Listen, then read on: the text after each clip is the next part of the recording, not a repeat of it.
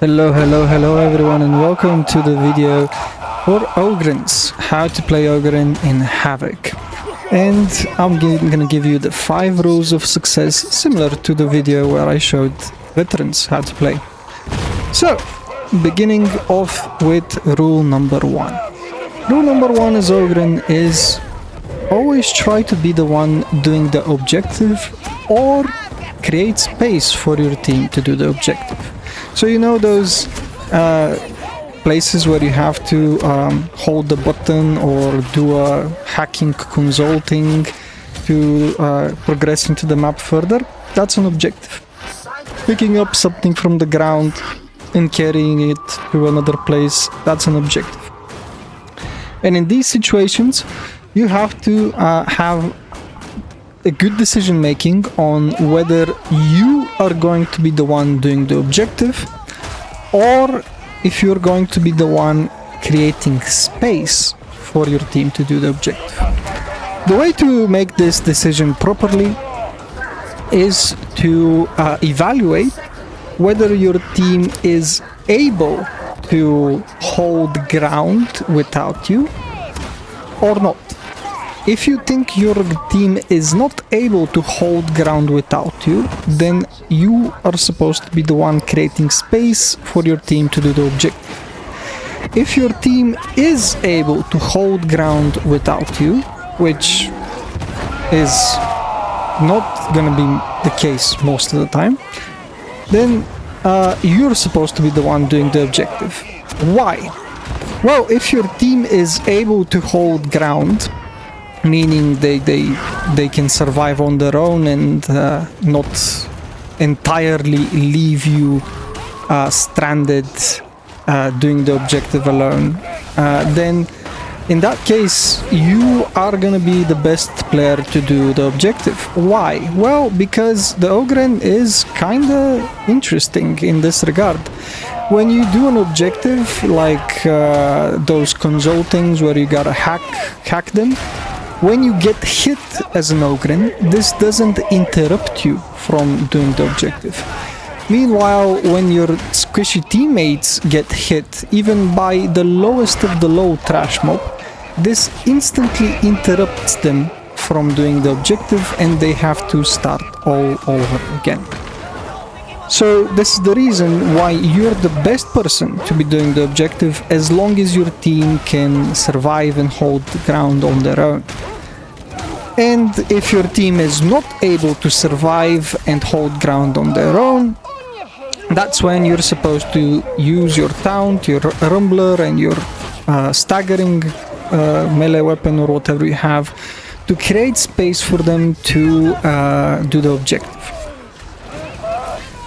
Rule number 2, always be close to your main damage dealer. So that's most of the case gonna be your veteran or your hive scum. But you have to evaluate in actuality who is your main damage dealer, because a lot of players are gonna pick hive scum or veteran and they absolutely suck at it and they deal no damage even though they're the damage class. So in that case, it's kind of worthless in supporting them. So you gotta have an eye on your team while you're actually playing the mission with them and evaluate who is your main damage dealer, because it could be your Psyker, or in rare cases it could actually be your Zealot or Arbitrator. You never know, because dealing damage is generally class dependent and build dependent, but if the player is not skilled, then he could be playing the most damage dealing class in the whole game and still be dealing 0 damage. So you gotta evaluate who is my main damage dealer. So you gotta be non-stop checking for the first part of the game. So the first 5 to 10 minutes you gotta be keeping an eye on people and evaluating who you think your main damage dealer is and start sticking to him. You don't want to be far away from him and you want to be staggering everything around him so he doesn't have to think about dodging and blocking, and he only has to press left click. In this way, you maximize his damage output and maximize your team's potential of winning. Rule number 3. Health and toughness are your primary resources. You gotta use them efficiently and not for fun. You have to trade your health and toughness for map progression and protecting your team. So these resources that you have, health and toughness, when you're playing the Ogryn, they are not there just for evaluating your chances of survival. So when you're playing a squishy class like Veteran or Skitari maybe or Psyker, your health and toughness are kind of like your indicators whether you're basically gonna die or not in the next 3 seconds. That's what health and toughness basically are for you as a squishy class. But for an Ogryn, health and toughness are resources. They are tools for you. You need to use them in order to complete your task as a tank. They are not there, these resources are not there for you to protect them. They are not there for you to spare them. You're not a squishy damage dealing class. Your health and toughness are there to be traded in return for map progression and for protecting your team. Rule number 4. Create space. So tanking isn't only about just trading your health and toughness. Tanking is not like in MMORPGs. So in MMORPGs, you basically have health and then you have healers on your team and they heal you infinitely. Meanwhile, you're just generating aggro onto mobs, and that's what tanking is in MMOs, basically. In Darktide, tanking is not about getting healed or protecting your health and toughness. Tanking is about creating space. So you have to use your tools like your melee weapon, your ranged weapon, your combat ability, and your resources like health and toughness to create safe space for your team to deal damage. So this means that you are in charge of never allowing your team to be put in a corner in a bad way. Corners in Darktide can be good for holding ground because they limit the amount of places from which mobs can come to you. Corners allow you to basically put all your enemies in front of you and don't have to worry about your back. And that can be beneficial in some cases. But in a lot of cases, you have to evaluate whether putting yourself in the corner is the best situation. Maybe creating space instead would be better. For example, here, my teammate alerts me that the captains, the twins, are coming.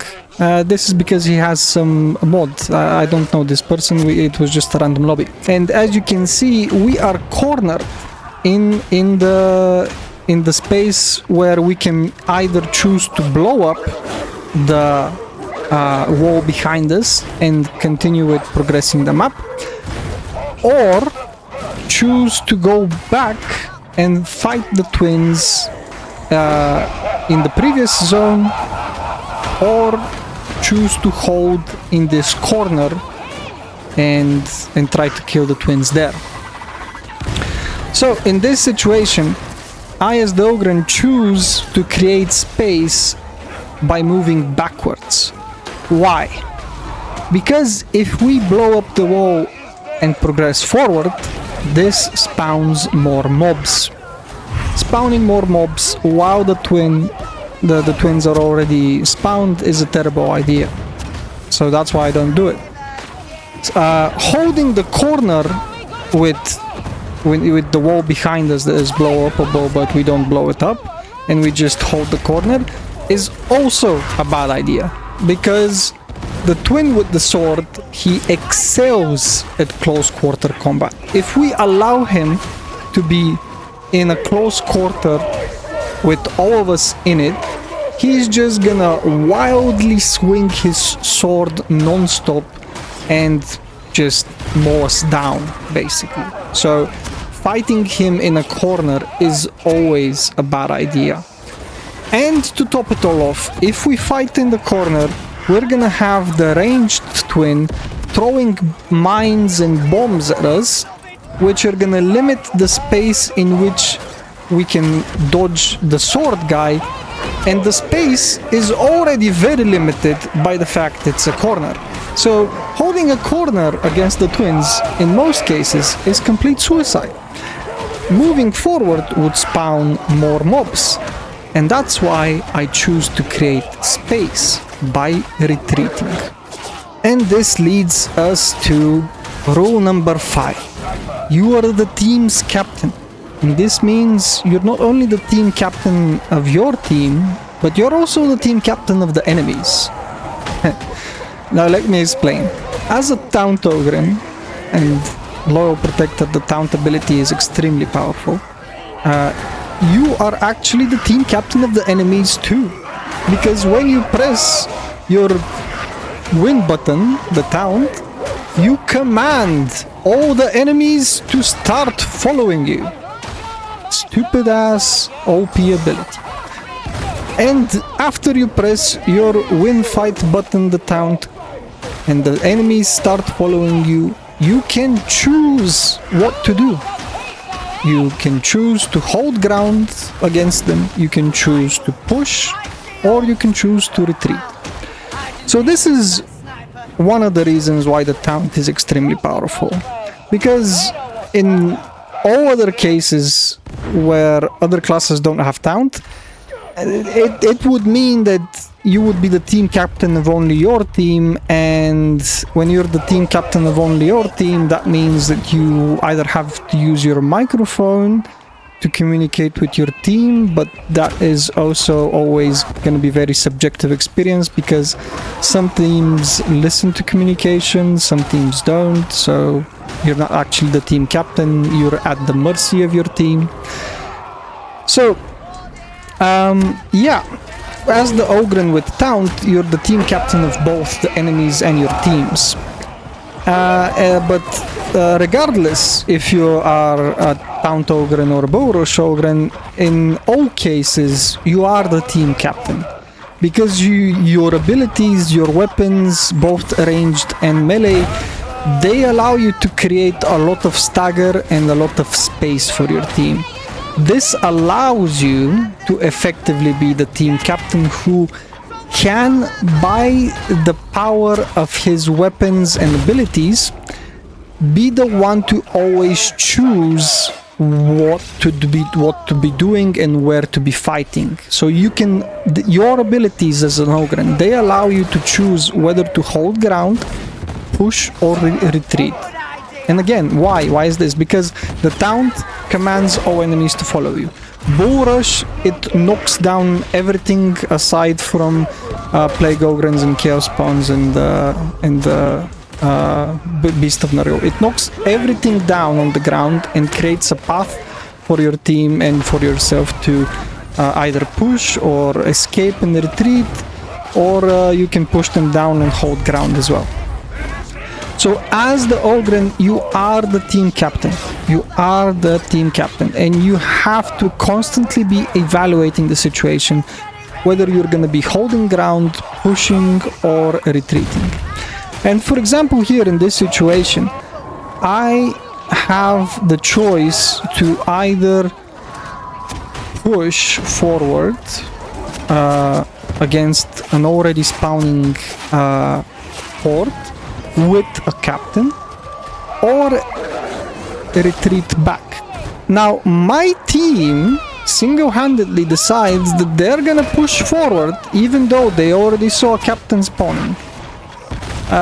So that's a clear case of they don't know who the team captain is.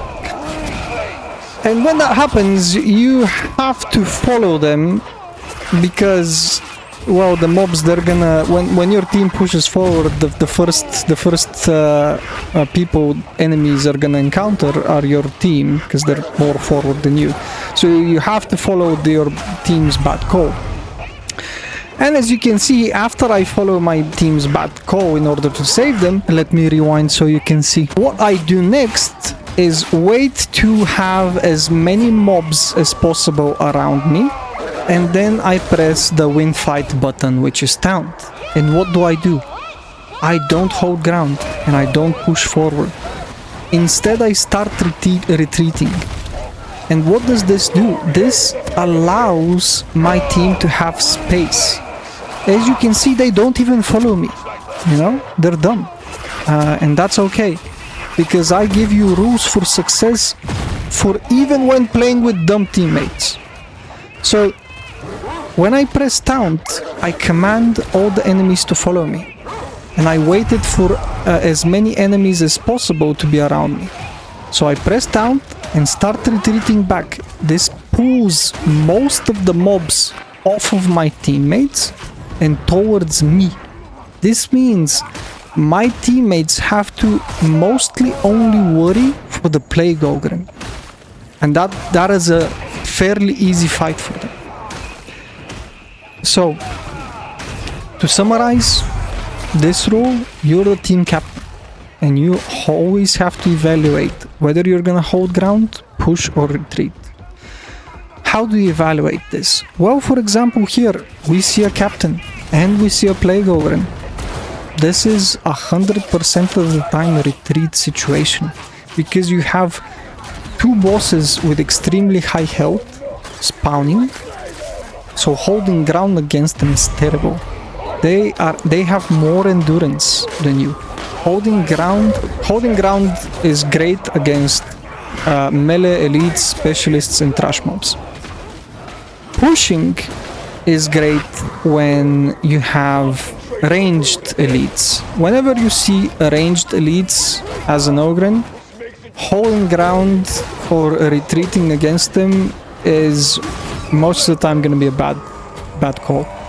Actually, what you should be doing is pushing into them using your ranged weapon to stagger them so they don't mow you down from far away while you're pushing into them. Or just running at them literally with shift and your dashing, ducking. You know, when you hold shift and you move forward and you press your control button, you kind of like slide. So you just start sliding toward the elite shooters instantly. You should always, most of the time, be doing this because this forces the elites into melee combat, which they're bad at, and most of the time they either retreat or swap into their melee weapon, which is really weak compared to their ranged weapon. And retreating, as I showed you, you should be doing that when you have high health opponents like the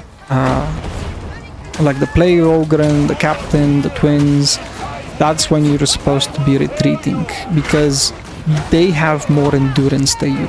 They have more health, they have more resistances, so they are going to win any fight that is about holding ground, and they're gonna win any situation where you're trying to push, because that's just gonna spawn even more mobs, and yeah, you already have a lot to handle with bosses spawn, so you don't want to be spawning more mobs. So this is how you evaluate what to do as the team captain. Retreat against high health targets, hold ground against melee elites, push against ranged. And the final rule: Stagger is king and taunt is your last resort. What I see a lot of Ogryns doing is they non-stop spam taunt, and unfortunately that's gonna actually be not that terrible, because Fat Shark has to nerf this ability. This is not an ability that you're supposed to be able to spam. But anyway, yeah, most Ogryns just spam their taunt, and that's bad. You're never gonna be able to carry a team of retards when you're spamming taunt. Taunt is your last resort. Stagger is king. So using your rumbler, using your grenade gauntlet, using your shield, your pickaxe or whatever, you are supposed to be staggering your enemies as much as possible, and when the situation is at the breaking point of going outside of your control, outside of your ability to stagger everything around you, that's when you use taunt. Taunt is your last resort. That's different when it comes to Bull Rush. Bull Rush has a much lower cooldown, and you have ways to lower it even more. So Bull Rush is kind of an ability which you're actually meant to be spamming. Yeah, you can spam Bull Rush, and it's recommended to spam Bull Rush. Basically, you should be using it every time you see a huge like cluster of elites that are very close to each other. Just instantly Bull Rush into them, and then start regenerating your cooldown full Bull Rush, and then you Bull Rush again. But for Taunt is your last resort, and Stagger is king. So, thank you for watching this video. Hope this helps you carry your dogshit teams and all the way to Havoc 40. And remember, you're not doing this to carry your dogshit teams, you're doing this for yourself, because you want to reach the Havoc 40. Have a nice rest of your day, and as always, please leave in the comments ideas for what you want to watch next, any suggestions, any comments, any likes and subscribes are always appreciated by me. Thanks, and see ya later.